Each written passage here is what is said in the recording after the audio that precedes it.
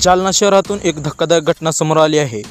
शहरातील नवीन मोंढा परिसरात राहणाऱ्या एका नराधम बापाने स्वतःच्या जन्मदात्या अल्पवयीन मुलीवरच लैंगिक अत्याचार केला असल्याची तक्रार पीडित मुलगी आणि तिच्या आईने चंदनशिरा पोलीस स्थानकात दाखल केली आहे।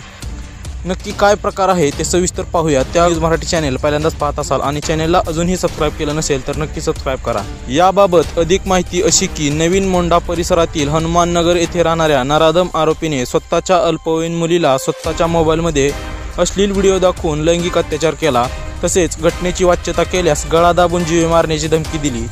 याबाबत पीडित मुलीने आपल्या आईला सांगितल्यानंतर पीडिता आणि तिची आई दोघींनी पोलीस स्थानक चंदनशिरा जालना येथे केलेल्या तक्रारीनुसार पोलिसांनी आरोपी नराधम बापाविरुद्ध भारतीय न्याय संहिता आणि